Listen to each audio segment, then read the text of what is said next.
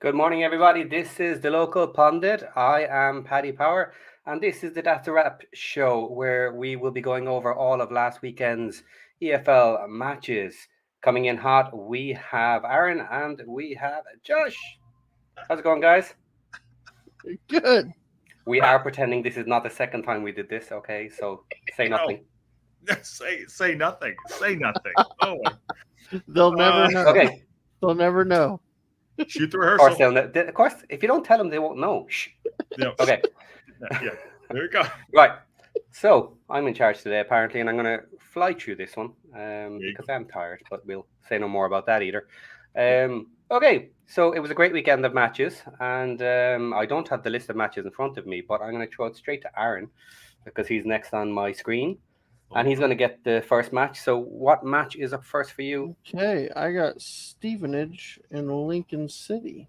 Oh, damn, I don't have that Okay. up. And of course, Josh is ready with all of the preview highlights. Yeah? Steven. Of course he is. We're who? Versus who? What did he say? Lincoln City and Stevenage. Okay, yeah, sure. I got it. Damn it. Shoot the rehearsal. There you go. Go ahead. You start. I'll be right behind you. All right. So, to start off with, Lincoln City won 1-0. The thing about favorites is They did get a red card, but it was in the right at the end of the match, so it didn't really make any difference. Sounds impressive. There you go. Kind Done. of. From what I could tell, it's kind of a back and forth match. Pretty even on the as far as possession of the ball, 56-44.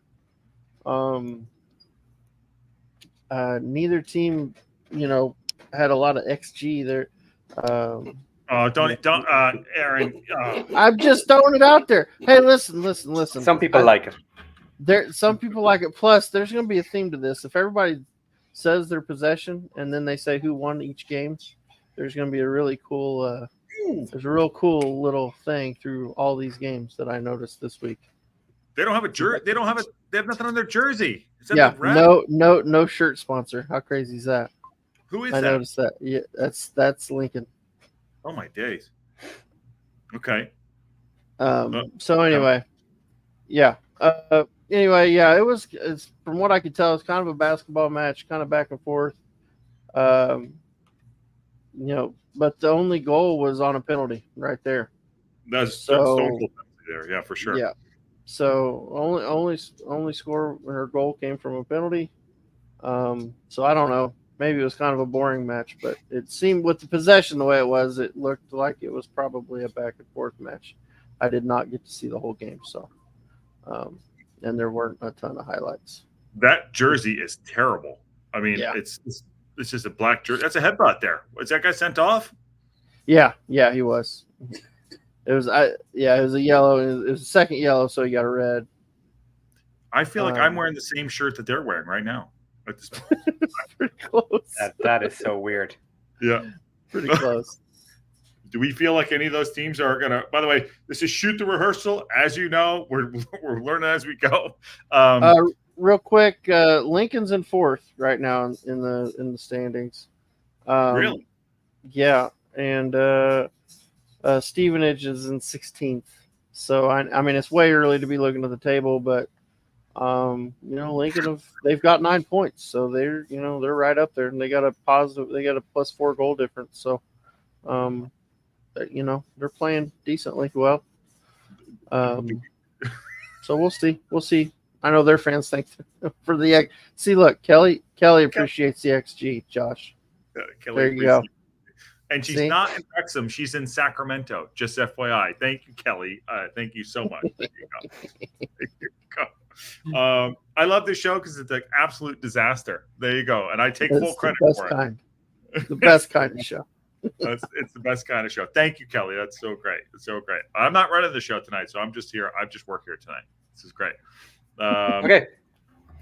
So then we are going to Josh because I'm going to take it on myself to go last, and I also have Wrexham match today, which will be the last match. So, Josh, what is your first match? Oh, man. Here we go. My first match is Rotherham versus Huddersfield. This game, shit. Okay, hold on. This is so good. This is how we get canceled. Rotherham versus Huddersfield Town. So, oh, shit. The sound down. Wait, there we go. Rotherham 2, Huddersfield Town 1. It was at the New York Stadium at 10,404. Huddersfield 100% start to League One campaign came to an end as they reduced to 10 men and are beaten by Rotherham 2-1. There it is right there. Ball in the box. No go. Looks like a beautiful day there. And that's an overhead ambitious kick. He should have put that one away right there. So both of these teams, I feel, obviously Aaron is a Rotherham fan. So, we have to support it kind of. So, I know he's getting a little bit of stick on that. But looked like a beautiful day. 2-1. Huddersfield Town are their red card. There we go. Down to 10 men. He doesn't believe it. But when you headbutt somebody in the face, Ward, it's going to go pear-shaped really, really fast.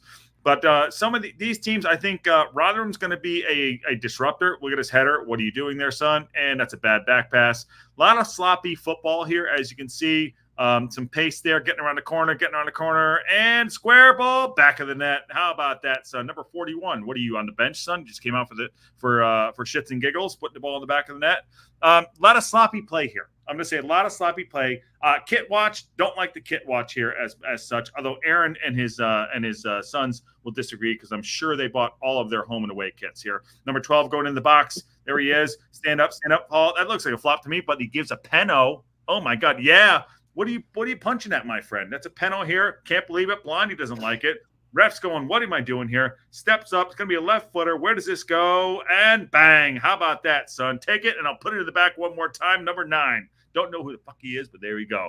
And it kisses it through the hole to the air. A couple more things here. Rotherham looked to be in control of this match. Huddersfield were the favorites going into it. Cross in the box, square. Where's the defense here? Shot. Oh my God, keeper just got short-sighted right there. Take the shirt off, son.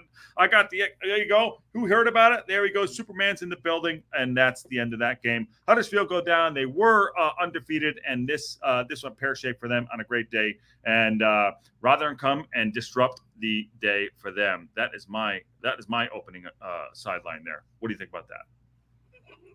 Okay. Yeah. Crazy. I mean, that was a big result. Not many people expected Huddersfield to lose that match, especially the way that Rotherham had been playing. So that that was a surprising result on the weekend. A good result though for us. So yeah. Yeah. Sorry, go ahead. Rotherham and Huddersfield are definitely going to be important matches to win because they will be taking points off lots of teams this season. I agree. They're gonna be the disruptors. I think both teams will be disruptors, and Huddersfield will definitely be in the playoffs. Rotherham, I don't know. That's Aaron's neck of the woods, so we'll see. Okay, so my first match then is going to be Blackpool versus Wycombe Wanderers. So Wycombe we have already played. They are currently in 15th. We beat them 3-2. And then Blackpool are in 22nd place. They have had some crazy matches so far, and this match is 2-2. Okay. Richard Keogh versus Matt Bloomfield. 9,000-ish people turned up with a stadium 16,000.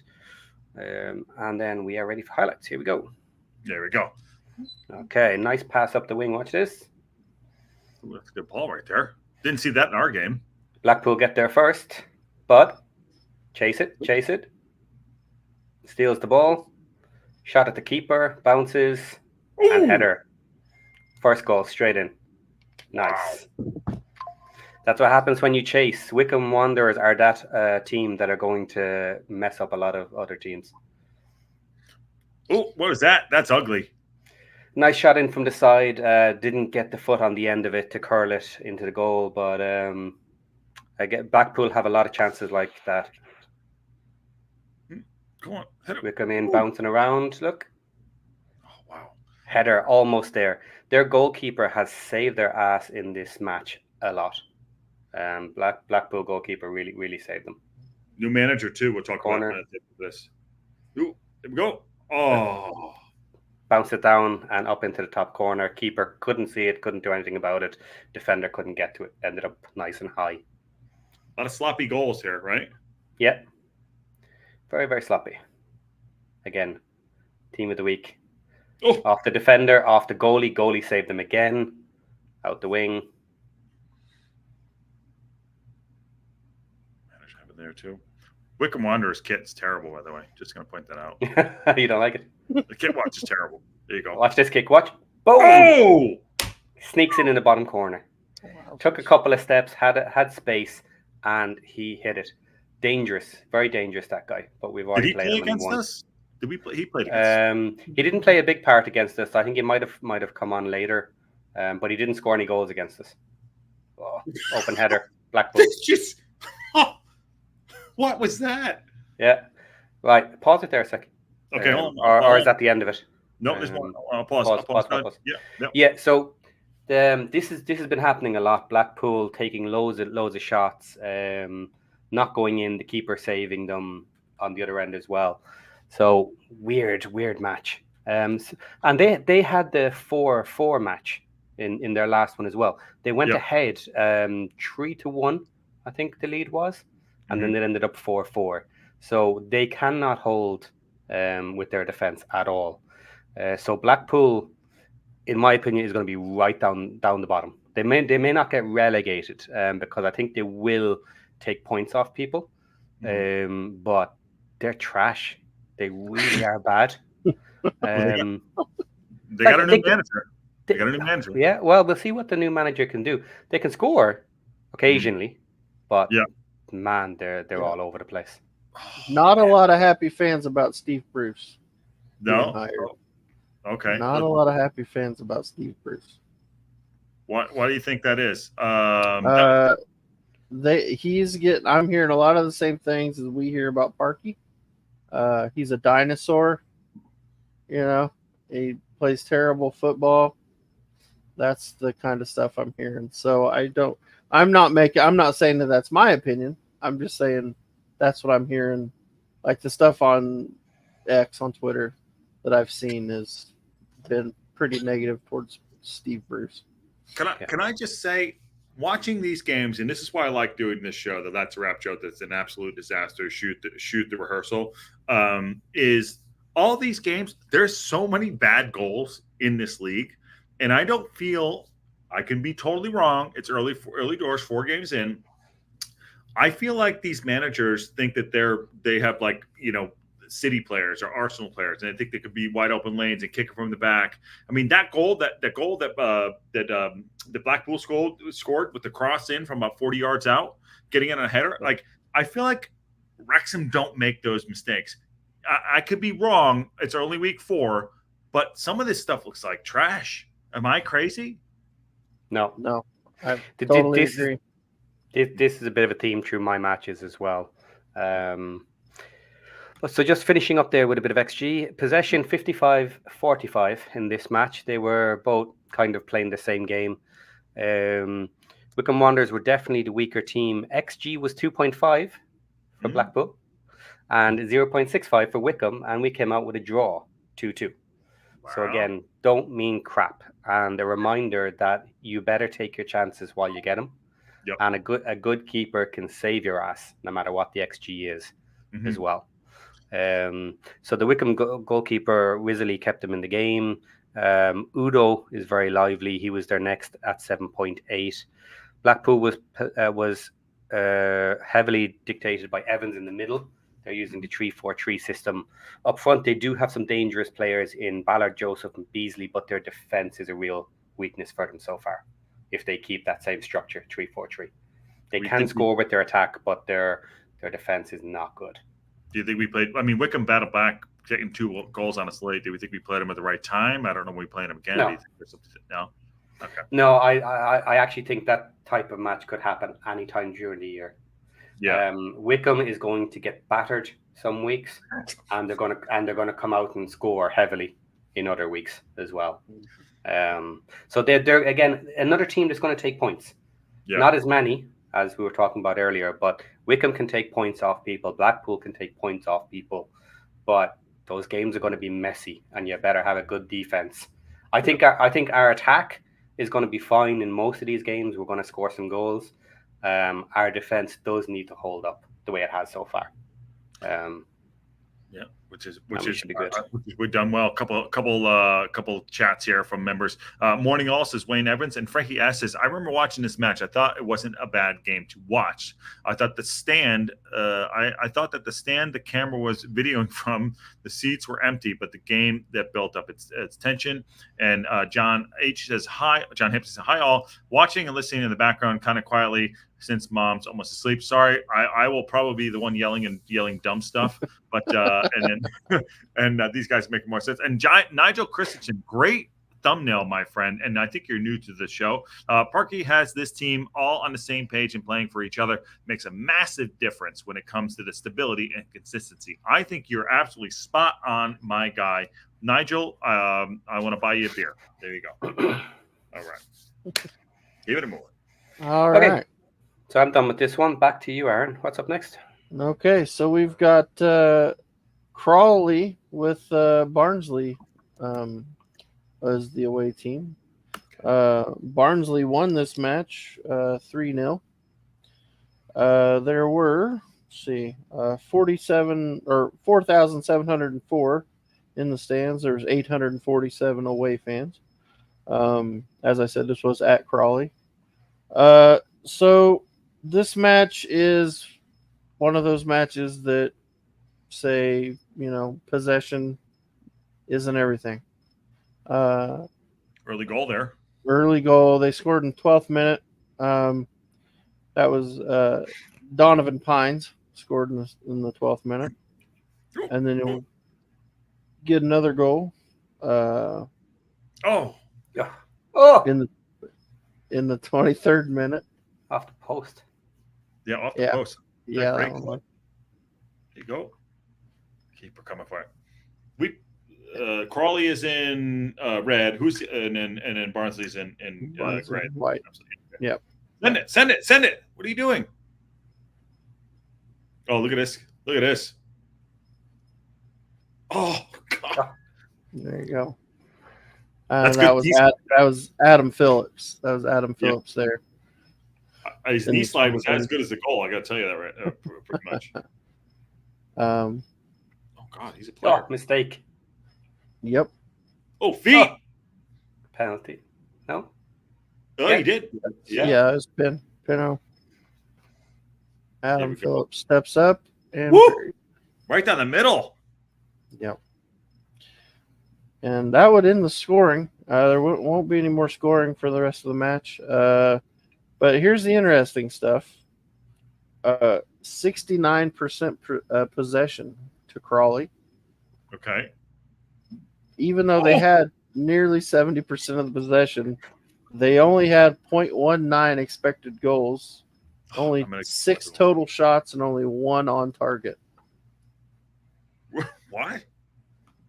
Now, for Barnsley, with their... Look at this. Yeah, this should have been another one. Oh! Yeah, great save. Well, I like that stand. That's pretty good. There you go, 3-0. Wow. But yeah, so they so Barnsley, even though they only had 31% of the possession, they had 3.53 expected goals, 15 total shots, and 8 on target. So that just goes to show again, it's more about what you do with the ball when you have it than it is just having the ball. I'm so confused at that game. It doesn't make any sense to me. That guy Adam Phillips. What do you know about him? Is he good? I mean, he looks like a bit of a player there. Yeah, he looked all right. I don't know a lot about him, to be fair. But yeah, he looked pretty decent. We'll have to get a little more research on him. Yeah, not a bad game. 3-0. Yep.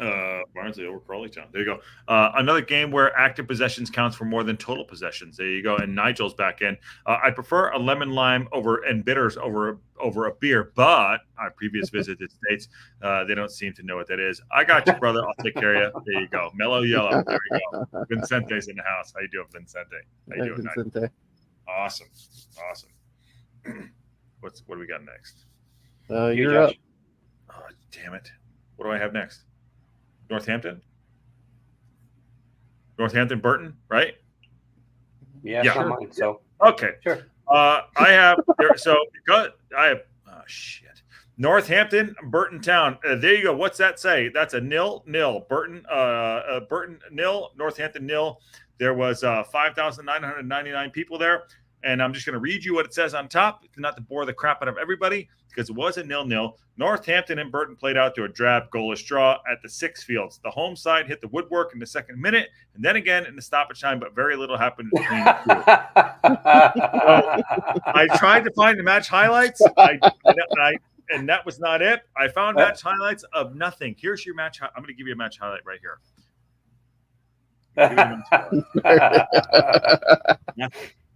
Nothing happened. See this? There it is. It's a blank space. Nothing happened in this match. 0-0. God bless. I got off easy on that one. There you go. I'm done. Okay. So moving back to me. If you want to get up, Bristol Rovers versus Cambridge will be next. So Bristol Rovers are in 9th currently, doing okay. Win, draw, loss in the last 3, not counting this one. Cambridge is in 23rd. And I mentioned somebody else was trash earlier, but these guys are worse. Okay. Cambridge United will be last, is my prediction. So hold off the highlights there for a second. Pause. I'm not ready. Right. Shoot, so I'm not Okay. I'm not going to bury the lead on this one. I actually want to talk about this one first. So, Bristol Rovers, they are playing with a 3-5-2 system. Okay. And after watching the match, they are trying to do what we're doing, but they're not doing it as well as we do it. So interesting. I will tell you what the possession stats were after. Right. Okay, go with the highlights. All right, see? There we go. Interesting win for Bristol Rovers, 2-0. This one. Okay. Who's in what colors here? I have no fucking clue. Bristol's in the blue, Cambridge in the green. Okay. Okay, a nice little give and go up the wing there. Watch this. Cuts in. Boom. Off the woodwork. Oof. Ooh, kit watch. I like that kit. Cambridge having a go here. Cross in, header, and the keeper saves it. Gets a lot of wood in this. Wow. Yeah. Is that Pornhub? What does that say in the shirt? Pornhub? No, it is something hub though. It's Match Hub, I think. Okay, here comes the goal. Pay attention. Watch that. Oh, okay. Nice. Pause there. Pause. Oh, sorry. Pause. Wait. Oh, shit. What did I do that? Pause. No, I don't want to do that. Okay, so what happened there that we missed, right, is the Cambridge were trying to play out from the back. They were doing, if you want to go back a little bit, it's interesting to watch. So they were playing out from the back, doing a couple of triangles, and they got dispossessed. Look at that. Straight up into the center. Oh. And Omashare got the... Yeah, Omashare scored the goal. Defender almost got to him, got a bit of a deflection, but it went in. And this is what we were mentioning last week, is silly mistakes. Playing out from the back, playing it too slow, playing triangles. Like, where was the impetus there to get up and score a goal? Mm-hmm. They were going through the motions. Pass, tap. And Bristol had the pressure straight in. Watch there. Look at that. It was a bad pass. One simple bad pass, and that's it. They got in, stole the ball straight up the middle, and there's a goal. And this is what I mentioned: stupid mistakes. Yeah, within 10 seconds, it's done. This is what we don't do. This is what I don't think we have better coaching. There you go. Mm-hmm. All right. No, I like their stand. This is the second goal, I think. This one weird. Look at this shot across, falling backwards. Karate kicks it into the center, and Omashare again. If you see what he does there, is he has a defender hanging off the back of him, and he's just strong. He keeps leaning back, lets the ball roll right in front of him, and he's patient and waits, and then gets a switch, a turn, and belts it low and into the goal. Watch this. Karate kick. Boom. Waits. Kick. Hold off his defender. The ball's coming. He just waited and then spun, took the kick. Lovely shot. Well done. So up the front, they are playing the same as us, so the 3-5-2 or 5-3-2, and they do have kind of a little enlarge going on. But Omashare is not as big. He is 6'2", which is okay, decent. That's pretty big. Yeah, but he seems to have a shot on him, obviously. So he's a little bit of the hybrid I was mentioning last week. He looks maybe stockier than that. Yeah, that maybe Mo Fall could be as well. Mm-hmm. So Mo is bigger. If he can learn the holding position that we want from him, but also has the headers and can kick like Omashare here, he could be an amazing strike partner up the front. Okay, so just following up then, possession for Bristol Rovers was 35%. Okay. All right, does that sound familiar?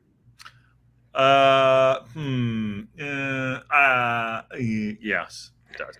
And XG 0.65 versus 0.96. So again, the XG went against them, and they won 2-0. These possession stats are off the wall, and I've looked at it on the stats. They are purely going by passes. That's it. Counting the number of passes, the percentage of passes that you have versus someone else. That's it. Which is a ridiculous way to do it in our scenario. If people are playing this new school of football and both teams are doing it, okay, it's probably reasonably accurate. But when you're playing like we are versus holding the ball and all these short passes, those stats go right through the window. And it's happening for every team. It's not just us. It's anybody who plays that style of football. But Bristol is likely going to do very well this season. Where they're going to end up exactly, I don't know. Maybe they could make it into the playoffs, but they'll certainly be top half, I think. Anyway, so far. We'll see. Where are we? Where is that right now? Bristol. Where are Bristol? Ninth, right there. Yeah. And where's the other guys? Burton, Cambridge. Down the back. Keep going. Oh damn! Ooh. Keep going. There you go. A lot of red down there. A lot of red. A lot of red. So, quick question. Yeah. I know. Are they disruptors or are they contenders? What do we think? Depends if they can string it together. I think there's too many teams that are stronger than them. Yeah. By the look of them, so I think they'll be outside the playoffs, but they could be 8th, 9th, somewhere around there potentially. Which is disruptive. By the way, Sheldon, you are the boss at the Nats. Keep them coming. There you go. Mary says, there you go. I agree. And Drew, that's good. That's a good shot right there. And that's a team on the Bristol Rovers team we need to look after. We need to keep an eye on them for sure as we go through. I'm glad we're not rescheduling does well for me in terms of fixture rescheduling. Yes, there you go. And a couple there. Here we go. It's Bruce says Opta's new possession stats since 2017 isn't pure passes, it's possessions, where each time a player has controlled the ball in one possession, but a lot of tricky ticky-tack passes inflates either stats. I don't know what the fuck that means, Bruce, but I think it sounds great. And that's ticky-tack passes is quick, short passes. Yeah. I know what that means, but I don't know how it all strings together. Like there's like words and there's a salad, and I can't put it together. So there you go. Okay. Well, counting possession of the ball. So it's kind of the same as passes, near enough. And a lot of passes is going to equal a lot of possession. So it means very little if Opta is changing it. But just out of curiosity there, Bruce, is Opta running the stats for everybody? Like, are the stats we're looking at based off of Opta's details? Or are they just a separate one? I'm curious. And by the way, just an additional on that, Bruce, that is not an indictment on you of your. It's my intellectual ability to wrapping around plus and minus, just life in general. Just want to put that out. Just want to say that's it. So it's on me. It's not you. It's on me. It's on me. There you go. Frankie asked one more there. Interesting when hearing other fans of clubs saying how old school Wrexham is with style. Then you hear them say we have no real techniques and plans to defend the crosses. I think that there is a little bit of meta going on there, but I'll keep that. I'm going to hold that to the end of the season. So there you go. There you go. I'm not driving. Okay, next up. All right, I think I'm up. So we've got Reading at home, and they beat Charlton 2-0. Which that's another good result for us. Because Charlton, I believe, was unbeaten heading into that game. Really? So basically, the possession stats were pretty even. It was 54-46, so pretty back and forth game. Best I could tell, Reading just finished their chances. And there's no one Charlton there. weren't able to. Yeah, There's nobody there. But yeah, so let's see when his first goal comes. Was that it? Not yet. That kid didn't play against us. They got like he's 12. Yeah. Oh! Oh. I don't know. That kit watch, that's terrible, by the way. Kit watch and Charlton. I haven't it. Ugly. Has there been a goal yet? Nope, there's no goals in the first half. Okay. Now we're saying that was a good chance there. Somebody should have gotten a foot on that. Good cross across the front of the box. Keeper actually probably should have come and got that, but coming up, we're gonna see a screamer from Charlie Savage. Here we go. And I know we were linked to him. Here he is. Oh, golly! Oh, Yeah, absolute screamer. Yeah, there was some talk that he is a Wales international, and I know there's a lot of talk that we might be looking at him, and then just couldn't quite get him. How'd they get him with an embargo? We didn't ask James that. What's that? How'd they get Charlie with an embargo? No, they had him. He was already on the team. Oh, what a goal! Then there's another goal. Sure. And that was Sam Smith. yellow card. And that pretty much put it away. Is that a man's ear? What's he wearing there? Are those man's ears? Those are those trackers. They track all their I know. stats, all their up and down. All the Seinfeld fans. Man's ear or a bro? You know what I mean? A bro. I prefer a bro. A bro. Bro is the best. But in terms of expected goals, you had 0.9 for Reading, 0.75 for Charlton. 15 total shots for Reading, only 8 for Charlton. 3 on target for Reading, 2 on target for Charlton. So pretty even game, but they were able to, Reading were able to take their chances, and not put them over the top. There was 14,778 at the game, 2,684 away fans. So a good away following for Charlton. But yeah, they left unhappy, I'd say. Left unhappy. So good game, probably a fun game to watch. But yeah, Reading got the result. There you go. I love it. And me next. Yep. Oh, you know what the next game is? It's Big Billy Bollocks, Birmingham City versus Wigan. Yeah. Well, there we go. So this one came in hot and heavy, as you do. It's more on the Seinfeld. Oh, shit, let's turn the sound down. There we go. Birmingham, big spenders there. Ball through. Is he offside? I don't know. Chip, Alfie May, back of the net. How about it? The guy is probably the best player in the league at this point, and he's played really, really well. So it's the venue is St. Andrews, 26,136. Scott Wright had a deadline day transfer coming in off the bench. But I'll tell you this right now, looking at Birmingham City, they look solid. They look confident. There's a shot right back in that. Nice save by the keeper there. Number 18, a big lump. Looks like he can't get the ball off the ground there, left footer. I don't know who that is, but there's a couple of Latics are coming in right now, pushing in. Number 7, like him. Nice crossover there in the back. Can he get it away? That's a header down. Nice save by the keeper. Both teams look like they can play. Obviously, Birmingham City spent a lot of money. But kit watch here, Birmingham City I like. decent, but I'm going to hate them in about 2 weeks. And the other side of things against Wigan, not too bad. Number 7 looks like he has a little bit about him, a lot of shifty, like Eze about him. Look at that feet, square. There you go. And can he get something through here? And it might be something coming on. Why are we doing this? There you go. Put through ball in. Have a shot, son. There it is. Oh, my days. That's your 5-hole. Give him a chocolate bar because he went through his shitter. Oh, my days. That is not – you can't even claim that. I don't even know if you can claim that goal. Who did his hair? I'm just saying. Quick one here. Getting late on. Square ball coming in. Can he get ball? Oh, it's going to be a late goal here coming in a second. If we get it, back heel. Can he have it? And he does. He gets the winner. And that's what that £50 million spent ain't too bad. Oh, his knee's going to hurt tomorrow morning. Get in the camera, son.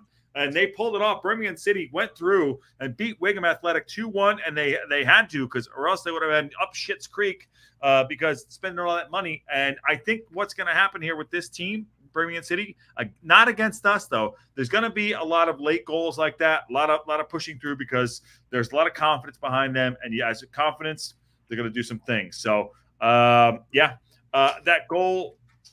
We'll see. It's a good positive goal. They're gonna have a lot of confidence going through. Again, like I said, for the teams, a lot of fanfare behind them. So, best luck to them. Just not against us.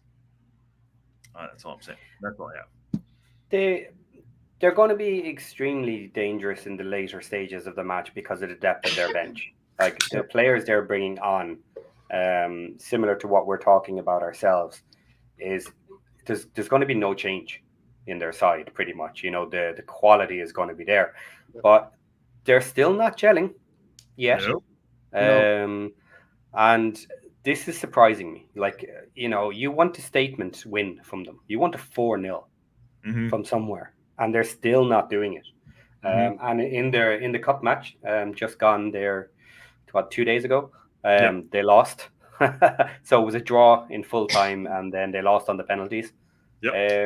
And their main man up the front seems to be a little bit greedy from what I've been reading about that cup match. Alfie May, he won't pass the ball off when other players are open. He's taking the shots on himself. There was a bit of discussion, well, your striker's supposed to do that. Yes, in theory they are, but when someone is open, you pass it off. And here's the thing too, though. They moved Alfie May out to the right wing. Really? In order to play, they did that in order to put the kid they just spent $20 million on that striker to get him on together. So he was that seems to be what they tried, and from what I was hearing, a couple of podcasts I listened to, it just sounds like Alfie May's not a right winger, and they're hoping that maybe they switch that. But I mean, you've got a player that's been playing at striker. He scored four goals in 4 league games, and now you're going to move him. I mean, that's it's interesting. I mean, I don't know. I kind of hope he plays on the wing for when they play us. Yeah, he's not going to be too happy if he keeps getting pushed out, because looking at how he has started this season, you've got to be thinking that in his head he's going for the golden boot. So if he starts getting pushed out into these positions and doesn't get the play time he wants and isn't the main man in Birmingham, he may not be overly happy. I know. Well, he's not the main man in Wrexham for sure. Neri says, what cup tournaments are we in? 2? Yes, we're in the FA Cup and we're in the Bristol Street Rovers Cup. Is that correct? I'm correct on that, Bristol right? Street Motors, yeah. Which we'll be doing live next Tuesday. Salford City will be doing that game for sure. Kelly David says, I was on the Football Park channel who did an episode on Wrexham. I saw that a little bit. Yeah. One of the Birmingham fans left a comment that he was very nervous about September 6th match against Wrexham. They are. I heard that from 2 different podcasts. Yeah, they're nervous about playing us. We focus on ourselves. Let them. We're nervous too. We're nervous too. Quietly confident. There we go. All right. I love this show. This is great. This is a great show. What do we got next? We got me again, and I have our old pals from Division 2. We have Mansfield Town in 14th position at the moment versus Stockport County, first in the table. Hold on. Yes. I'm interested in this one. So we have a draw They took the first points off of Stockport, which was nice for us, which put us in equal points. Nigel Clough versus Challoner, attendance 8,300 out of 9,100 available. There we go. Okay. Look at this speed. Ooh. Cutting, Is that February? Ooh. Shot. Off the Is that February? I'm not sure who that was now. I think that's February. Yeah, it's February. The guy that took off him. Yeah, for sure. Yeah. Sorry. Stop. Oh shit. Sorry. We missed it. Go back. Right, I'll go back. Sorry. Shoot the rehearsal. There we go. It's my fault. There you go. Oh, almost. The Stockport are dangerous. Still, yes. They're exactly as dangerous as they were last year. Yeah. Even losing a couple of their players. They reloaded. They took in a couple of players. They got stronger. It's Mansfield are in trouble. Oh, again. Now, this is another thing I've been seeing. Goals from distance. Yes. On site. Lots of teams are able to score from distance. And we have to be willing to keep that going as well throughout the season. Look, boom. That's a great goal. Yeah. Now, I would say the keeper probably should have got that, but possibly he didn't see the strike as it was leaving the boot. Saw it late. There you go. Very back and forth match, this one. But Stockport were dominating because, as usual, they do dominate. So that was Boateng. Great goal. Great aggression there. Yeah. Now, Mansfield Town is playing a 5-3-2. Okay. / 3-5-2. So they're playing in the same formation style as ourselves. Look at this speed again. Look. Stockport are so dangerous. And I'm telling you, this would be an amazing Hollywood storyline if Stockport is up here with us, and the two of us are fighting at the top end of the promotion of the playoff area. Pitch that script, brother. Well, we just got to see how it goes.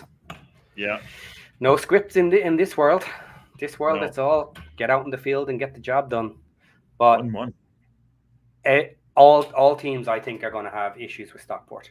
There's something about them. They've gelled, like, you know what I mean, exactly the same as last year. Yeah. They're starting early. Will they fall down a little bit later? The one thing for Stockport is a couple of bad injuries could hurt them.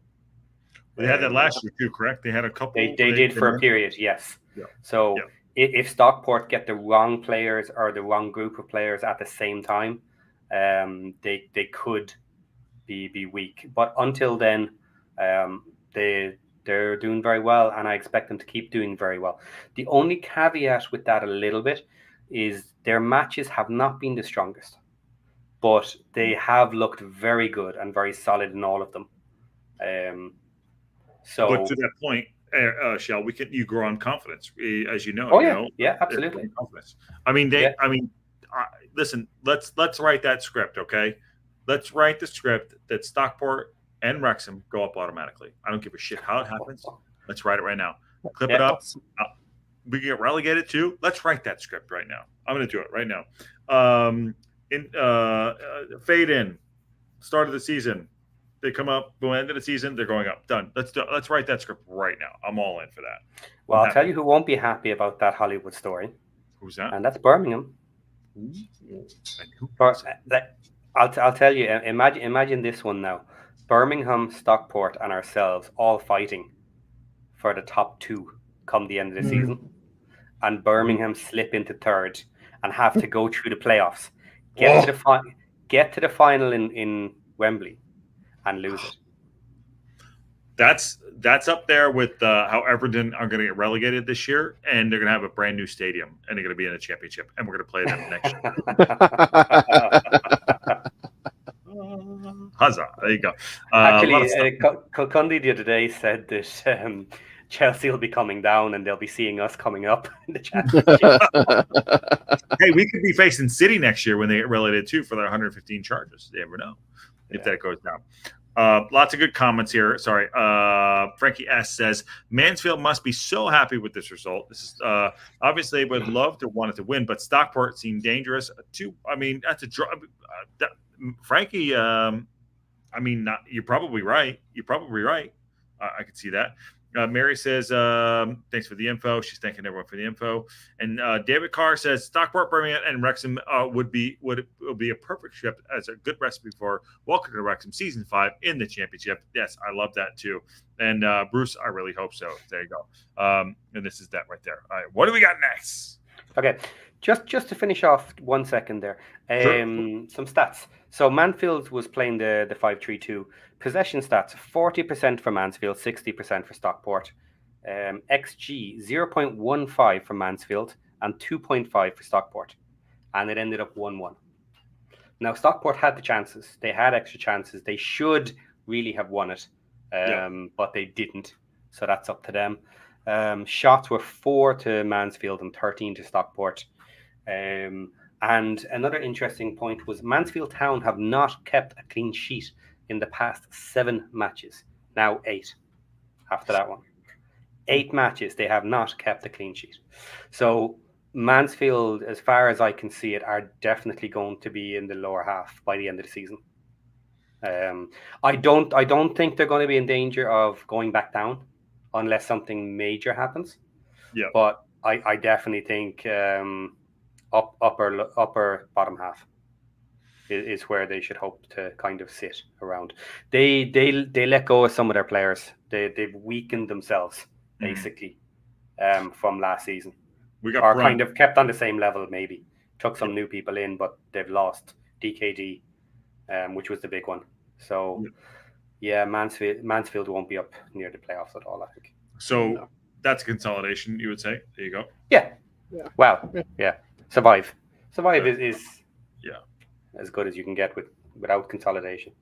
I'm watching Cardiff in the championship. Wouldn't mind seeing a little switcheroo there. Wrexham, no problem. I agree with you too.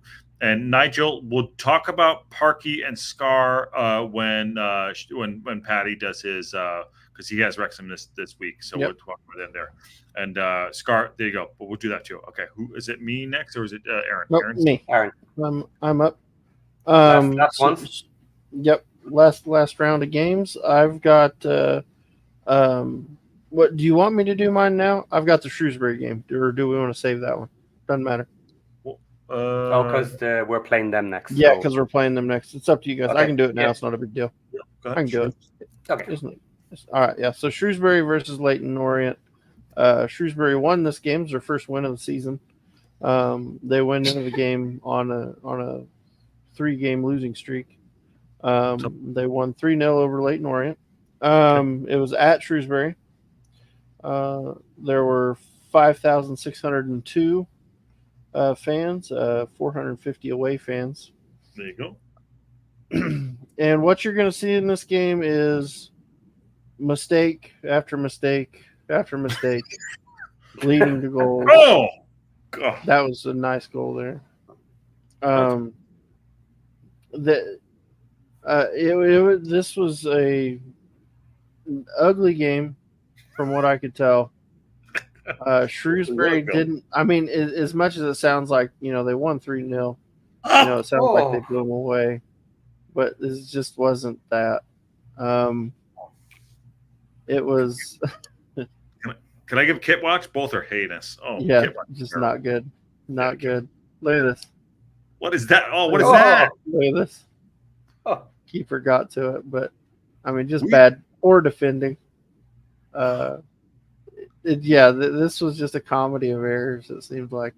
Leyton Orient keeper needs bigger shorts. By the way, those are nut huggers. Okay.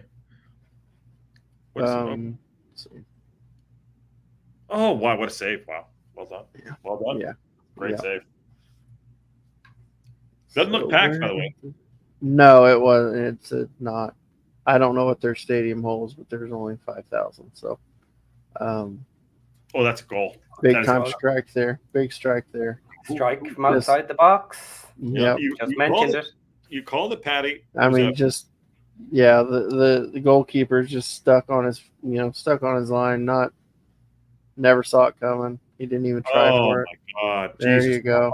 Square ball is gonna have it. Yep. Oh, bye. Just puts it in. Yeah, just You're not Mo Salah. Stop. Jesus. So can I just say sorry, real quick. Possession. 73% possession went to Leyton Orient. They lost this game 3-0. Okay.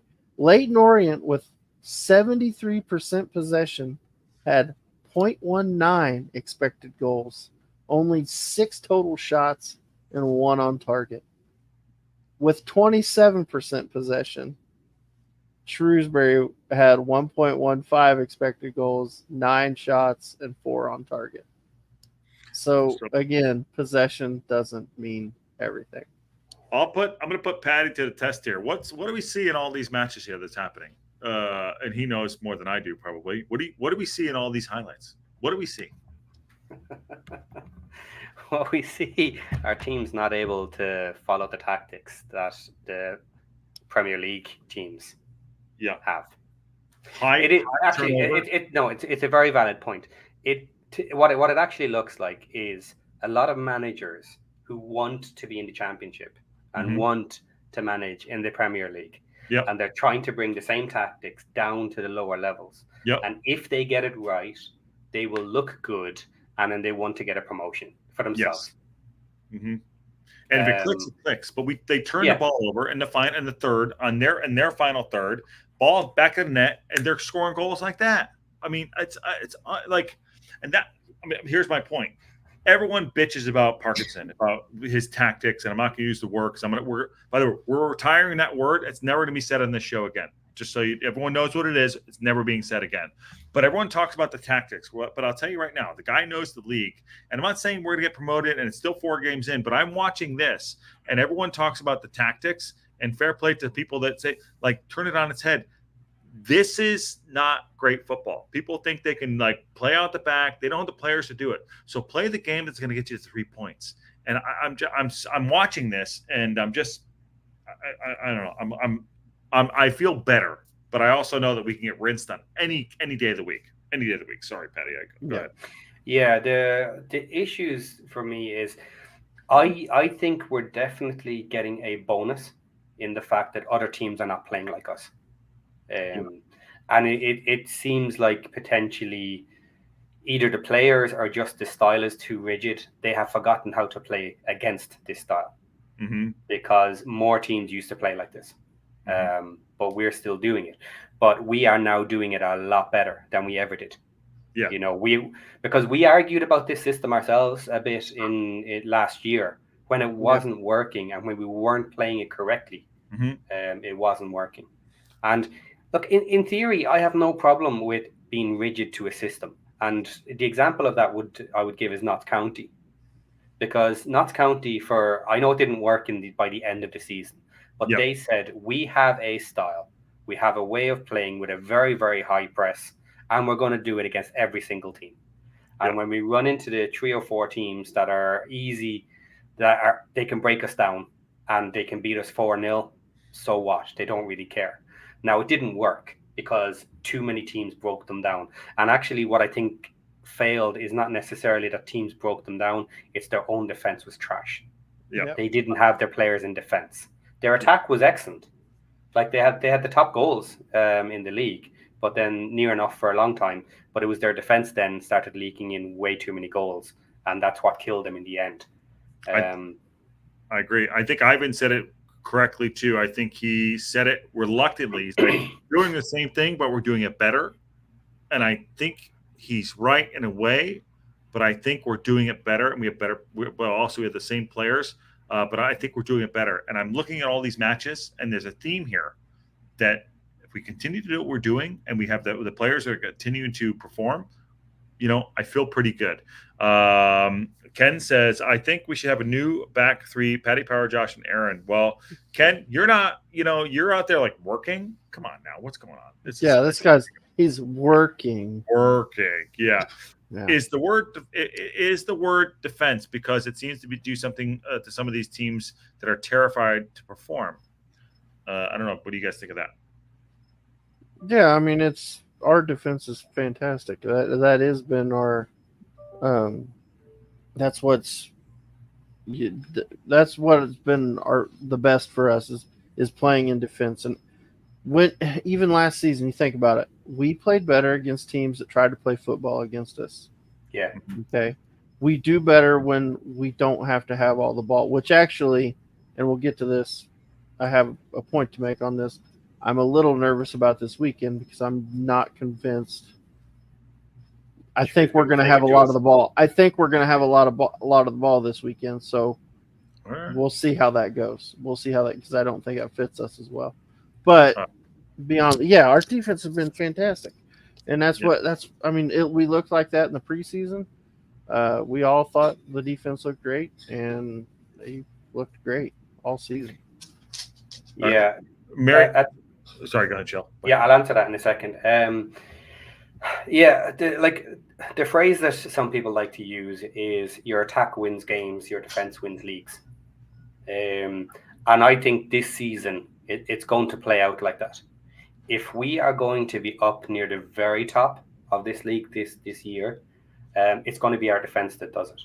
We don't have a problem scoring goals. We didn't have a problem scoring goals last season. It was the amount of goals that we allowed in. Now, the majority of that was start of the season, which we turned around when AO came in. But without that start of the season, we would probably have taken the league. But look at what we did at the end of the season, how far up we got and how well we finished the whole season. And I think this season it's going to be the defense, and how well our defense hold up throughout this whole season is going to be exactly where we're going to end up in the league. And let's hold this to the end for the Wrexham stuff with the shots on target and the possession stats. Okay. Let's get through. But I want to answer that. I saw it earlier. Mary, make sure you bring that up after we do the Wrexham one after this. So we got two more. It's mine and you, correct? Yeah. Okay. All right. Is it me, Shell? It's me. Yeah. It's obviously me because I know what the hell's going on. Of course I do. So this is Bolton Wanderers 0, Exeter City 2. This one kind of was a shocker, to be honest with you, because at Bolton Wanderers, as we played them a couple weeks ago, they looked fairly good. But it was at the Tough Sheet Community Stadium, attendance 22,086 people, and it didn't go the way it was planned for Bolton. And excuse me, I didn't get to watch this one because I'm choking on myself. And there you go. Obviously, there we go. Lounge, as you see, as a commercial. There you go. Not mine. So there you go. Bolton Wanderers 0, Exeter City 2. So everyone is expecting that we're going to do well. Is that okay? Yeah, is that okay? All right, here we go. Free kick. And, oh, my God, what a free kick. And what is that, Sheldon? Outside of the box. There you go. We'll just dive right into it. Exeter City, I don't know where they are on the table if someone can look that up as you go. But when Bolton played us, they got McAtee and it was all Titty City. Thought they were going to be great. There you go. It looks like a beautiful day. Crossed them. There you go. Shot, deflected. And wow, was that McAtee? Was that McAtee? I don't know if that was him, but it didn't look that great. There, it's not great. But going into this game, everyone thinks, oh wow, sloppy goals. Sloppy goals again. Going into this game, everyone thought Bolton would take care of Exeter City. As we know, when we were watching this on Saturday through the mind's eye when we were doing our show, we were very surprised at this. But this is good. Here's why. Listen, Bolton are not a bad team. Look at the legs on this guy. Just Speed City. Go on. What do you got? Find somebody. Square. Nope. There it is. And where is it going? Oh, off the bar. A lot of bar shots. This is all very good. Get the points taken off these guys early on, and then it helps us out later. So it puts a lot of pressure on them, right? Let's all agree on that. They're not a bad side. Bolton are a very good side. Number 10 here, square out to the ball. There you go. Through ball. Go on. We have it. And great save by the keeper. And cleared away. Anywhere will do. But this was a very, very surprising result. What are you thumbs upping for putting it into the stands? So I'm happy that this happened. And the more points are taken off these teams that are like established League One and Championship sides, what's happening here? Oh, should have been 3. That should have been 3. Helps us out in the long run. So I don't know much about Exeter City, but I'll tell you this right now. They took down Bolton. They took out Bolton Wanderers.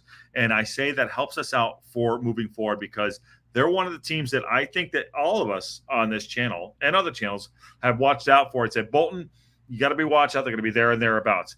They are not a bad side. So, things can happen, but they're still probably gelling as most of the teams are. So what say you guys? Yeah, totally agree. Yeah. They were Bolton, the way they've started the season, I don't think is indicative of the way they'll finish. I think once they get clicking, they're going to be in good shape. Now, their coach is coming under a little fire, and I think if he doesn't get it turned around sooner rather than later, they could make a change, and that could, who knows what happens at that point. You know what I mean? That would be hilarious. Yeah, they're in 18th place, by the way. You know that. I just want to bring this up real quick. Sorry, Shell. Go ahead. I'm just going to bring this up. I'm going to bring up some stats on this. Yeah, if they don't start getting the results that they expect, then absolutely that manager is in danger. We could have an early change on that. And I don't necessarily think he's doing anything wrong. I just think they're having a hard time gelling at the start. I don't think a manager change is their problem in this scenario at the moment. They're not, but they're not, Shell. But look at the stats. Look at the stats. What's that say? 63, 64% to 37%, basically. 21 shots. Bolton had 21 shots, 3 on target. That's not good. That's not good. Yeah, that's if you're going out on like a Tinder date and that's your dates and that's your shots. That's not great. Shots off target 11, block shots 7. That's pretty. I mean, there you go. But that's not great. That's not great at all. I don't have an XG thing here. It probably is somewhere, but because I know everyone loves an XG and I only do it just for comedy's sense. But like this is the stat. The possession stats in this league are just don't exist. So I'm going to put that to bed. The one thing I will say though is it does depend on what your owners are looking for this season, because Bolton have been up there and have been in the playoffs so many times. I actually think the expectation this year could be second place for them. For that's automatic promotion though. It is, yeah, absolutely. That's what I'm saying. Is their expectation for what they want this season is not the playoffs, that they want automatic promotion. I'm giving first to Birmingham. So this is another problem. If their expectation from the owners and the board is second place for automatics, and they're down this low right now, I can absolutely see them making an early change and bringing someone else in. Can I do this for everyone right now, real quick? Can we not coronate Birmingham to be number 1? I'll do that. I don't. I'm not saying you're saying that. I'm just saying you're talking about spending money, but can we? I don't want to give a coronation there, but if we do, fine. But we need to see a more sample. Here's my thing. Here's my thing with that. Here's my argument against that. You say what I was about to say. I want to coronate them because it'll make it that much better. When they don't. Yes, okay. Absolutely. That's exactly my point as well. You hammer first. Every draw, every loss is you talk about their spending. And you just put as much pressure on them as possible. Absolutely. And then you see their team crumble when the results don't go their way. I get it. Trash Panda said, "How is this Irish guy so smart, former player?" No, he's in Arkansas. What are you talking about? The guy with the League One? He's not Irish. You might. Thank you, Trash Panda. No, it's just years and years of drinking. There you go. Yes. I'm so smart because I'm Irish. Yeah, I thought that was understood. He likes potatoes. He's a potato guy. There you go. Yeah. Big potato guy. baked potato. Has the Birmingham new million 50 million even scored? I don't think he's been on the pitch, Mary. No, he hasn't. He hasn't played. Yeah, no, Or the last one he played. Yeah, he played in the In the cup cup. match that they had. Oh, in the whatever. cup. Yeah, They played against Salford, so. But fine. My part of I'm living on both sides. I don't want to coronate them, but I'm like coronate. But I'm just they've put themselves up there. Let them stay there till they fall. Let them have it. Let them have it. Okay. Oh well, look, we can chase them down if we ever get there. But it's the same thing as saying, well, we can't be expecting automatics for us. No, not at the moment. But we'll wait till later and see what happens. There you go. There you go. Who's got the last game? Me. We're on to Wrexham now, so let's just have a discussion. You don't want to watch the highlights? Wrexham? Yeah, put on the highlights. Yeah. Wrexham B. Who do we play? Who did we play?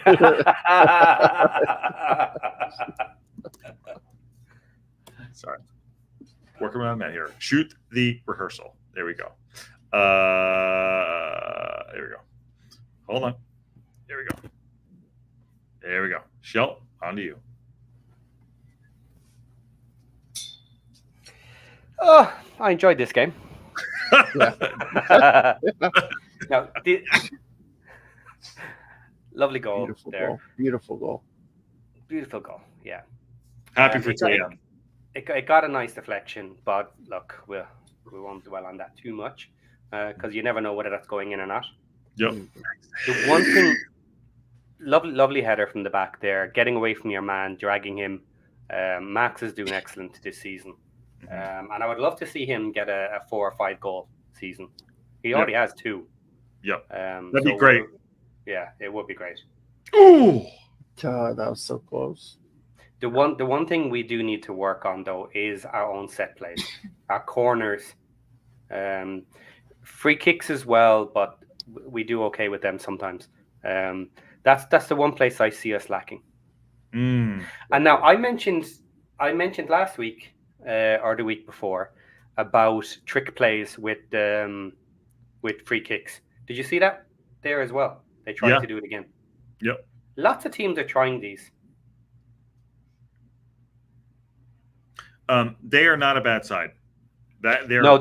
They're not. Really I'll be happy enough to say it. It didn't work against us.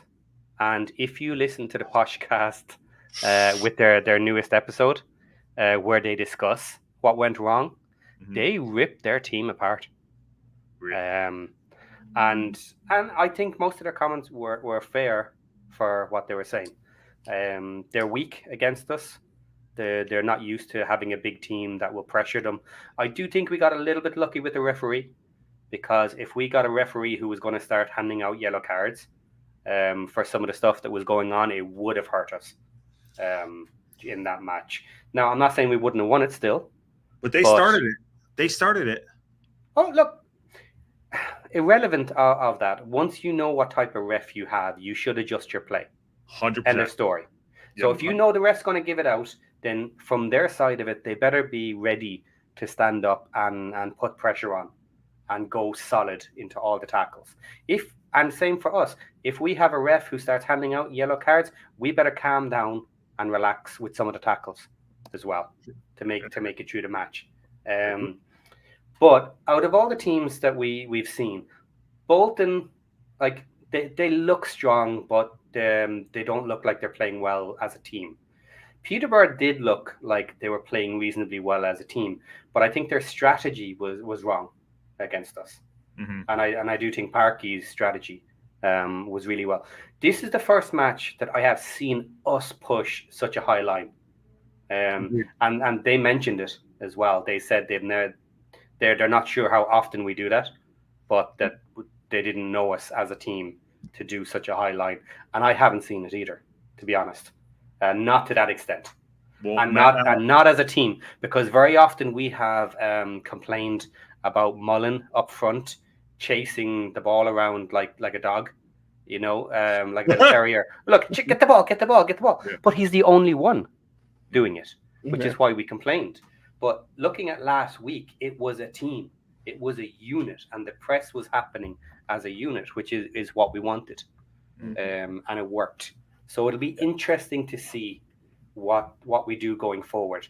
And I kind of hope that is a strategic use depending on the team we're playing.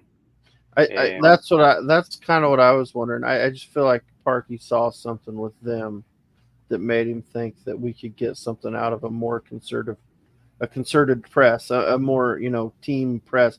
Because like you say, usually it's just the strikers kind of chasing around, but not a legitimate press where we're really putting pressure on. But against Peterborough, it was definitely, it was a concerted effort by the whole team to press. Getting the midfielders involved and the wing players involved. So it'll be. I'm with you. I think it was probably a strategic thing, and I think he'll use it in spots. We'll see how it goes. The other side of it that they did bring up as well is how to break down our defense, because they weren't getting in to get the shots they wanted. We were getting the ball off them. They weren't getting those open shots. So there was a big discussion as to why weren't they going up the wings and putting crosses in. And then one of the other guys turned around and said, "Well, the three centre backs are huge. It's not going to work." So he said, "Yes, it might not work, but it's better than what we were doing. What we were doing wasn't working, and none of them decided to change tactic and just try something different."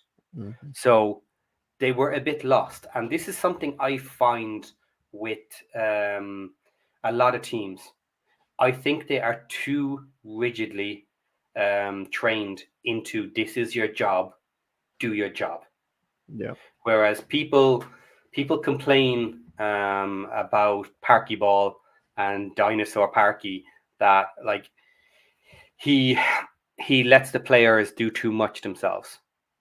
He expects moments of greatness from them, which is the complete opposite to the way people are being trained. This is your position. This is what I want you to do. Keep doing it until you score. Mm-hmm. Now, a bit of both is really important. You need to be well drilled. You need to know what you're supposed to do.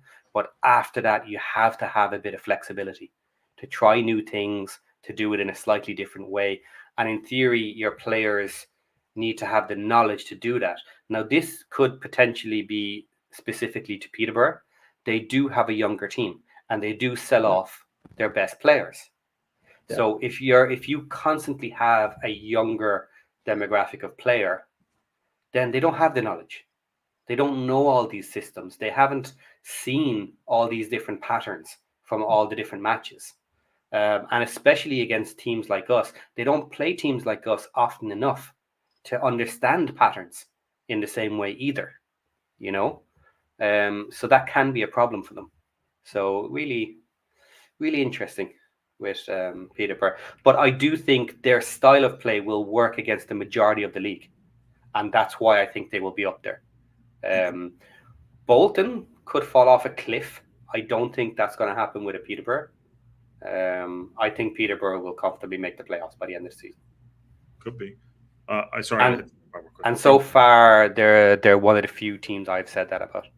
Now, that's partially because we haven't played so many, and I can't keep on every single match of the other teams. So some of them I certainly haven't made my mind up. But at the moment, Peterborough, in my mind, is in the playoffs by the end of the season.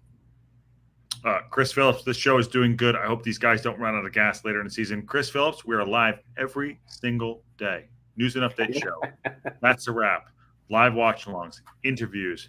We are not stopping. The local pundit is just starting. And these guys, Aaron, Sheldon, Ken, Ivan that comes on, Hip Karma, and Marie from SoCal, everyone that comes on, we are not going anywhere. We will be here doing the show for the entire season and more. So thank you for coming in. And these guys are fantastic. I love it. We'll do. There you go. Sorry. What else do we have? There was a question that you want to get to, Sheldon, about the possession stats up north. Yeah, I think I don't know exactly how the question was phrased. It was what's better, the possession stats or shots? I'll find it. And I was slightly confused with exactly what your meaning is. There are different stats used for completely different things. And for me, the one reason I particularly dislike the possession stat is because in my head, I find it ridiculous that you're counting time on the ball by the number of passes made and then estimating a share based on that. Because are shots on target better than possession stats? Yeah, but for what? That's my question here.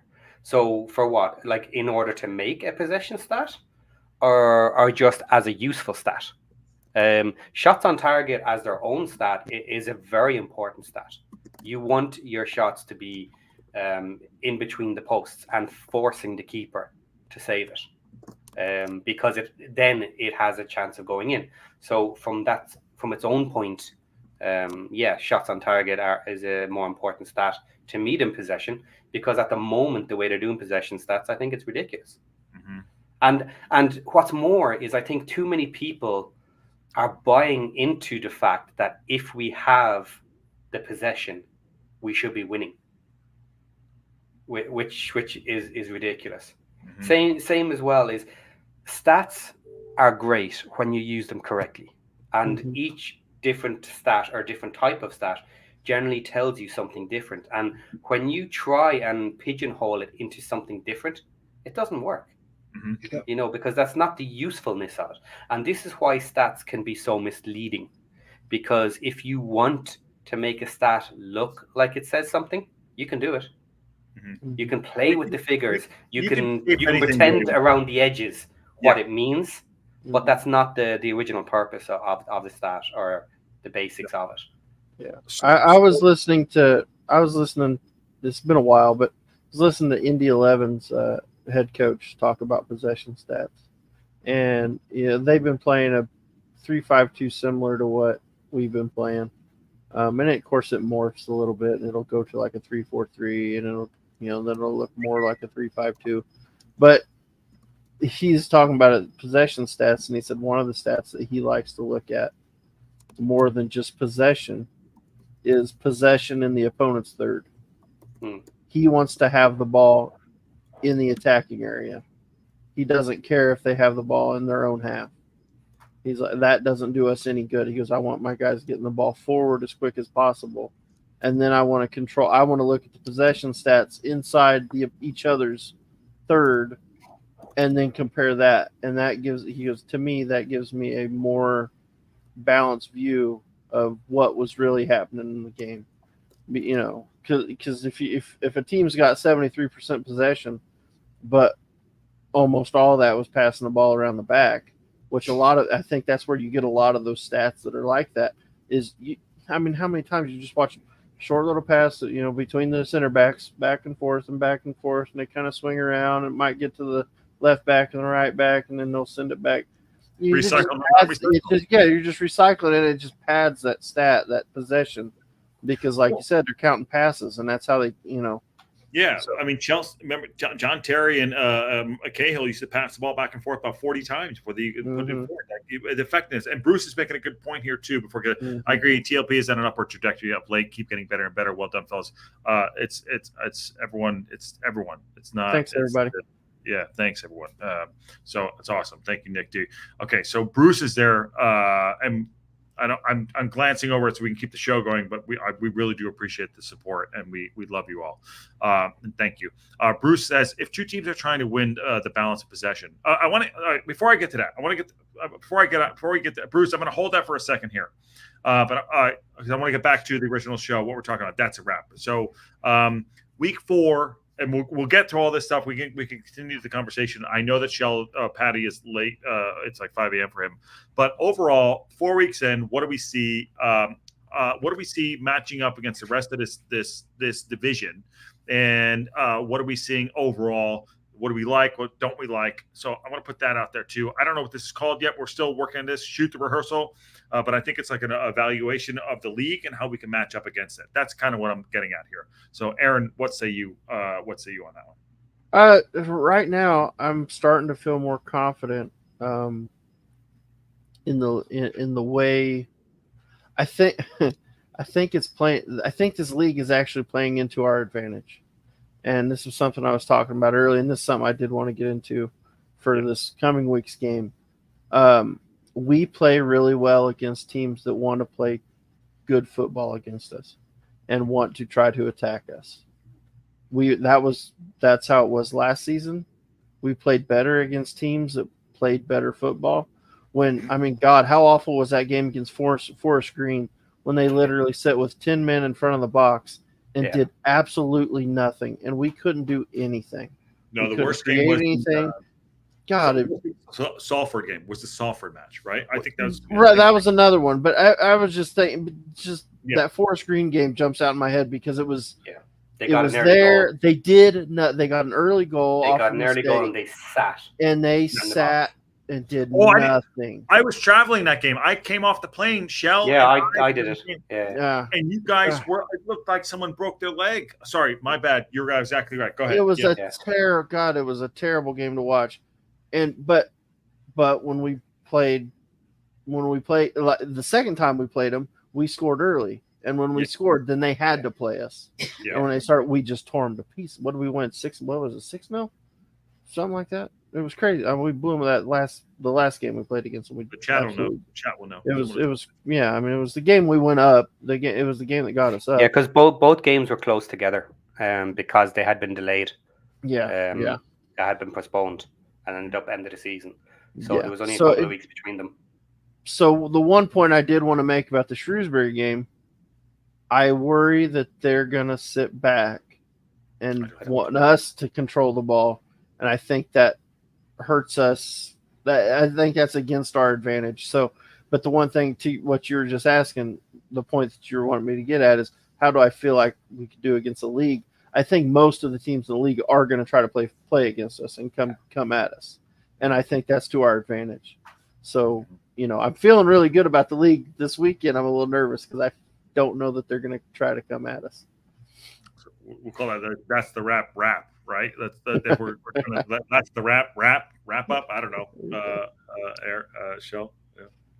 Yeah, I'm starting to become overly happy with how this league is looking, and it's way too early in the league to be feeling this good about it. And I think what I've done is I set myself Keep that Irish. Well, I set myself up because as you saw, I did the graphs and I checked. Yeah, I had a look at the strong teams. Do you want to bring that up? Let's bring that up real quick. Sorry, I know you're on a thing, but I think it's important because I think that's something that you did before, and how is it shaping up against it? I mean that, like, again, I think we kick every ball and the graphs are good what we're doing, but there's something to that too. While he's bringing that up, and I didn't mean to cut him off, I apologize. We try to keep it flowing and things like that. But I think that's very important. Like he put up a really good graph before the season started, and I think Aaron made a great point of just about like, okay, there's going to be banana skins, and this, Aaron, in American football and everything, it's going to be banana skins. But like, how do we measure up against it? What are we doing? Are we feeling better about certain things? Wide open football, we play better against people, football teams that play better football. So there's something to that. And while Shell's bringing that up, I've got it. You got it? Okay. Do you have this screen share? Yep. Okay. I'm going to bring this down. Stop sharing. And then Bruce, we will get to that. 6-0 says Kelly. 5-1 says Bruce. There you go. Shell's going to bring it up. Oh, crap, it's in the wrong one. Hang on. Okay. Hold on. All right. Well, live show. Shoot the rehearsal. There you go. Now this is the story about how League One got turned upside down. TLP will take a minute just to sit right there. That's a wrap. There we go. Okay, let's do it. Thank you, Nikki D. We don't. Okay. Let me bring this down. Okay, and I will get the socials down. Go ahead. Okay, so basically, I worked out the different teams. I adjusted for our figure for home and away points last season, and then I decided based on those figures which was the hardest team we had. So obviously that turned out to be Birmingham, and Birmingham away is the hardest match. So just looking at that, then the highest one here is a +23, which is Birmingham City away. And then you have 22 is Bolton Wanderers away, 21 Rotherham away. So obviously the first like 8 or 9 are all away matches, and then the most difficult teams came up again at home, and then we got a mix throughout the season. So if you look at this in general, the first 6 matches here are August and into early September is our difficult period. But that is then followed by another period which is quite weak. So that's Crawley Town at home. Shrewsbury is obviously one coming up next, which is quite low in expectation there for difficulty. Aaron, do we remember what we tried to pull out of these first of August? I think it was not what we expected. I think you might have had 6. Well, yeah, 4 or 6 maybe. Somewhere. I was saying 6 would be okay. 4 at a minimum, I think I said. Yeah. Okay. Out of those, but like I said, if we have a difficult start, it could be as low as 4, but I would expect at least 6, and 6 wouldn't be the end of the world, right? One more pause. I apologize. He's gonna fucking kill me. He hates me. I think what we should do is for the That's a Wrap show, this should be the wrap up for everything, and we should see how we did, how we expected, and what we did, and how it goes through the season. I think it should be a great walkthrough. Who's the analytics guy you're talking to? I think this is a great thing how we wrap this up and tie it back to Wrexham for that to wrap for sure. This is great. I think this is awesome. Yeah, right? So I've just changed the graph here, if you noticed. This graph is actually a 4-match average difficulty. So the first 3 have a 0 because you need 4 matches. I added them together and then divided them, so you get a much more smooth pattern. And you can see we start off with difficult matches, and then it flips around to easier, back again to harder, easier, harder, easier, harder.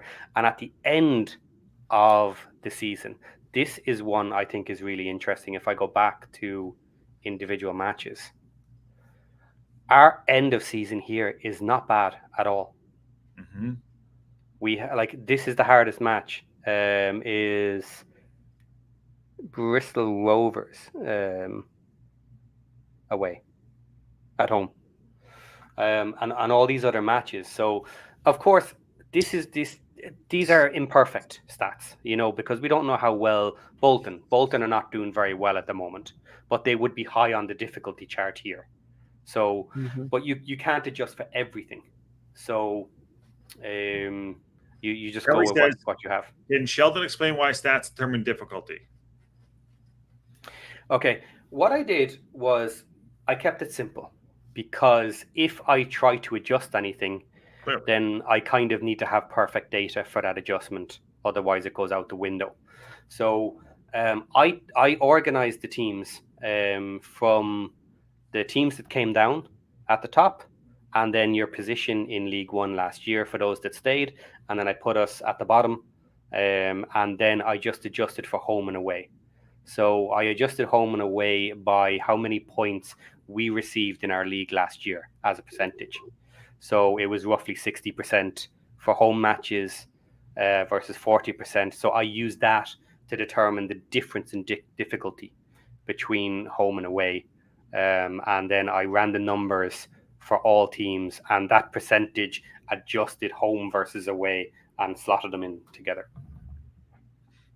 Okay. And what I was a little surprised at when I did this, but maybe I shouldn't have been, is when I got this pattern out of it.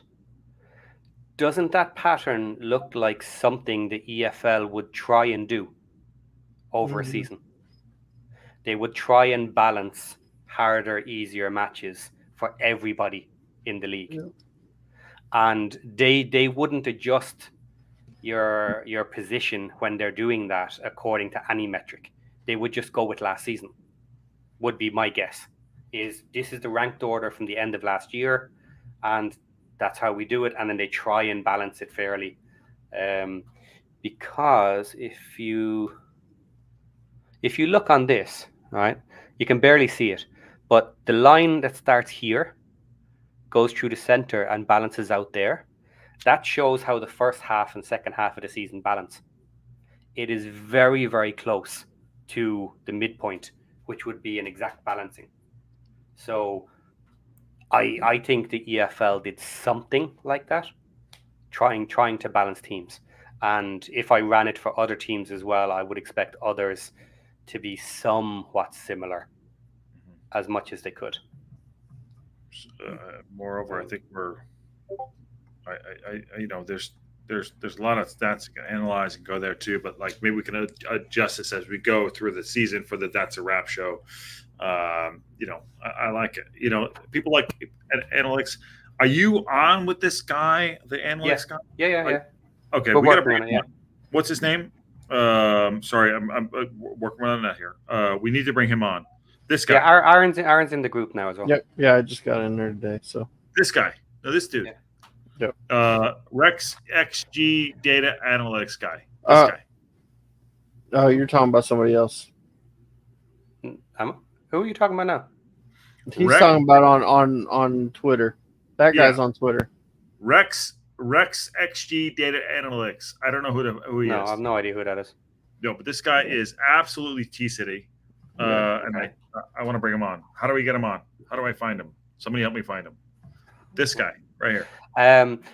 Just looking at this data, like I used the data for last season, where everybody finished, as a starting guide. Now, this type of graph could be adjusted to any metric. So if we wanted to say leave it for 10 matches, which is the normal standard, that people say you need to balance everything out and see where people really sit, we could let this run to 10 matches and then adjust all remaining matches based on the current league as it stands. So that would then give you a different graph based on how well people are currently playing, and we would see what matches are left and how difficult maybe the end of the season would be. Goodbye, Bruce. Would very much like to see second half of the season updated, adjusted based on performance in the first half. I think that sure. I would potentially run that from the first 10 matches. Yeah, I think that's a great start. At that point, I think there's enough of a sample to adjust everything and see what it looks like. That'd be interesting. Yeah. Let me show the table real quick, Sheldon. Where I'll bring it up. The actual table? Yeah, the actual table. I got it right here. Yep. Yeah. You can and then we'll get people out of here because I know they're probably trying to sleep. As you're probably one of them. Who wants? Aaron, you want to run through it? Or do you want me to do it? You got it? Yeah, you go ahead. You're so. Oh, really? Pass it. Well, it's hard to see on my screen. I'll do it. I can see it. So okay. So Stockport and Wrexham 1 and 2 in the automatics. Then following that up, we have Birmingham City, Lincoln City, Huddersfield Town, and Charlton Athletic in the playoff spots. They would have been picked by a lot of people to be up around the playoffs. And they have multiple wins, 3 wins, so 9 points each. So 9 and 10 points at the top end, the first 6, all very close together. Then you have a little bit of a gap. From 7th, starting in 7 points, we have Barnsley, Reading, and Bristol. 6 points, Exeter, Peterborough, Crawley Town. 5 points, Northampton, and Mansfield. So just looking at those, if you want to go back up a little bit. Right, so we have Stockport and ourselves, that's 2, Birmingham 3, Lincoln. What do you think of Lincoln? Do you think they're going to be up in playoffs? Or are they just doing well at the moment? Well, some people have a nosebleed at first, but Aaron, that was your guys, right? Yeah. I'm not Lincoln. I'm not sold on them. They haven't been blowing, they've not looked fantastic. They just came up a few years ago, right? A couple years ago, right?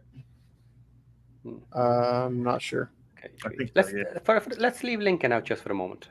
That's 3, Huddersfield 4, Charlton. I don't think Charlton are going to be up there. I think they're going to have a drop off because they have too many problems with their teams. Mm-hmm. Barnsley, let's put them in for the moment, 6. Mm-hmm. I'll take if you're talking. I'm taking out of this. Sorry to interrupt you. Yeah. Birmingham, Huddersfield, Reading, and Bristol. Those are the ones I watch out for. No. Wrong? I'm not so worried about Reading. I'd be more. Yeah. I think Reading will threaten more than Bristol will, but I don't think either one of them will be in the playoffs. Who said this the other day? I think it was Patty. You said who you went through it. Who are you scared of? I think that's like Yes. Yeah, who you scared of? Same sort of kind of same thing. Yeah, I'm not scared of anybody anymore, I suppose. So I wouldn't use those terms, but I'm just kind of counting how many do we think are going to be in fighting for these playoffs. I'm only scared of two teams. Sorry, I'm going to be a dick. Stockport and Birmingham. That's it. The rest of them we can beat. Mm-hmm. Does that sound right? Yeah, I still wouldn't say scared of them because actually looking at it so far, I still think we can beat Birmingham. Mm-hmm. We probably won't, you know what I mean? But yeah, I still think they are beatable by our team. So I'm not really scared of anybody. Same with Stockport. Stockport could beat us for both matches, but I'm not scared of playing them. Mike says Reading might be the Doncaster of the season if they get a new owner. And Kelly says, yeah, I think Charlton will be in the playoffs. Yeah, I think so. Yeah. Okay. I mean, it's starting to take somewhat of a shape. You know, let's see what happens. Okay. I suppose the point I'm trying to get at here is everybody was saying that like we have half a table aiming for playoffs. I'm not seeing it. I'm not seeing the full like 12 teams that are going to be up there fighting for those playoffs. Let's see. I think Rotherham and Bolton still have they got a chance at turning things around. Yeah, I do. I agree. Peterborough, you would expect to be up and around. What about Wigan? They're a big name usually. I'm not convinced on them, but they've had a tough start to. They've had a tough schedule. Crawley Town sold everybody, right? Crawley Town sold everybody. Yeah. Yeah, I'm not worried about them. They'll fall off. Maybe these guys right here. Yeah, I'm thinking those two are the two. Those two are at the bottom that I think could get up there and threaten. And then, really, I think there's probably 8 to 10 teams, maybe. Yeah, that's where I'm leaning at the moment. Probably 8 to 10. Yeah, 8 to 10. That's not a crazy amount when you have the top 6 going in playoffs and automatics. Yeah, I'll make a surefire guarantee. Wrexham are not getting relegated. No. How about that? I mean, there you go. I'll make that. Bruce says, I think the whatchamacallit, the Toffs in Peterborough are going to gel and be dangerous to a number of squads. Yeah. Okay. And maybe we got them a little early. Yeah. Maybe they'll be a lot better, but we've already got them away. Yeah. Yeah. So they're done for us. They're done for us. Pish Poss is John Hampton. I think we can take Stockport on. I think. Oh yeah. Yeah. Stockport is going to be really fun matches. Home and away. After last season, just the atmosphere and both teams wanting to take it, I think they're going to be great. Yeah. And at home, I think we can take any team. Do we play them? Hold on. Do we play them? Sorry. Go ahead, Shell. Keep on. When do we play them? Rex. Christmas. I'll find it. I think it's near Christmas and then late in the season again. Okay. Unless I'm wrong.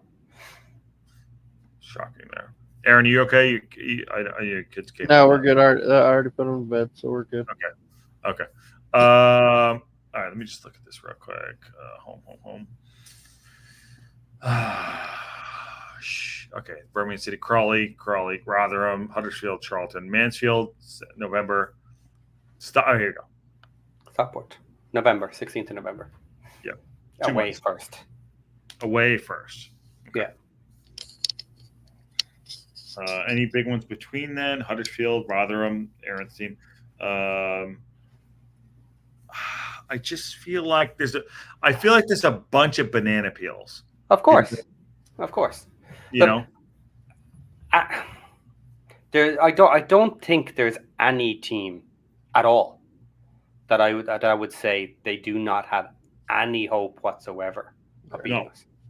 No, there's none. Even Cambridge, like Cambridge and Blackpool, you know what I mean? They're going to be down the bottom, but they have some danger to them. And you have a bad day, you lose to any team Do you know what this weekend is? I think, Aaron, did you say it? This weekend's the banana peel. Yeah, this is Nope. the one. This one worries me a little. Like I said, just because I think we're gonna have to play differently than we have so far. Yeah. So we'll see. I mean, and it's not that we can't. It's just I think it might be a little different, and but we're at home, and so that's a massive advantage. Wayne says, I just hope we're in contention in transfer time. January transfer time will look real attractive to players if we're headed to the champion. Yeah, that's a very valid point. Yep. If we're up near the top in January, and if we are looking for another striker or whatever, let's just do our business. And I mean, cognizant of people's time. I know it's late for Shell and Aaron and everyone. And I know we did this late tonight, but we want to get it in as it's, our wrap-up show. What we try to do has been a weird week. It's on me. I apologize. This one is on me to be late. One more here. Well, if we actually manage to pull off a win against Birmingham in a couple of weeks, we won't be flying under anyone's radar at that point. Everyone will be after us. Kelly, I love it. And I hope we do. Yeah. Sorry. But again, I don't think for us it's a bad thing for people to have a target on us, because they'll play at us because they won't want to lose. We already do, though. Yeah, we already do. Well, yeah, but I mean even more so. Like if we take out Birmingham, and like if we end up top of the table for a couple of weeks, and people are gunning for us, I don't think that's any bad thing, because as we've said, we tend to step up to the plate. The ones we're more worried about are those matches that you're expecting a win, that end up low in the table, with crap all points, and we just don't do it, or on occasion. So, but it's going to happen. We're going to have some bad matches, So I'm not worried about that. Oh, for sure. And I don't think it'll be Shrewsbury this week. And I don't think we'll either. Yeah, I was saying that Shrewsbury this weekend should be the time to put on all the new players. But with the cup match the following Tuesday, then who knows? I don't know what Park he's going to do. But I think it would be a good idea. Put up almost all our new players. I'm betting free hats that Rathbone will start this weekend for sure. Ivan said, "Good day, ladies and gents. How are you? I'm a bit late." I said, "Yeah, we're just about to wrap up this show. Been out for almost 2 hours now. It's been a good one." And Mary said, "Thanks, Josh, gang, and chat. Thank you." And Nigel says, "Wrexham might become a lot of people's second favorite team if we beat Birmingham." I think so too. Exactly. Everyone wants to beat us anyway. Yep. Yeah. And on that, yeah, exactly. Exactly. All right. This is great. This is great. That's a wrap show. Shoot the rehearsal. We don't plan it out. We just go. and wait, shoot the rehearsal. Shoot the beginning twice. Yeah. Not that anybody knew. What are you talking about? I don't remember doing it twice. I don't remember doing it twice. Yeah. I do it twice. It's awesome. It's so much fun. All right, so I'll wrap it up for us. Oh, actually, no, I'll give the what's going to happen for the rest of the week, and then Sheldon is going to shut us down because he started this up. So tomorrow, news and update show, as we know, and next Friday, the Friday before the Birmingham game, we have Richard Williams on for the news and update show. So there you go, going into that. So that's booked for next Friday, the 13th, on September 13th. Just want you to know. So that's what I got, but I will, I'm here, and we'll see you tomorrow for that news and update show. If anything breaks, we're here. Subscribe if you haven't. All the fun stuff. Share, everybody. On our way to 10,000. Okay. I'm saying it. Go subscribe to Sheldon's channel. Sorry. Oh shit! I just cut him out of thing. Network. There you go. Okay, I'll do my channel on that bombshell. Bye. Okay, Aaron. How about you? I got nothing. Good show. Had lots of fun tonight. Bye. Right. So I do have my own channel. It has one video at the moment. I have edited the Poshcast Boys. So their podcast was a bit long this week talking about Wrexham. So I will do a little bit of a reaction to their reaction. And hopefully that video will be up tomorrow. So on that bombshell, good night, everybody.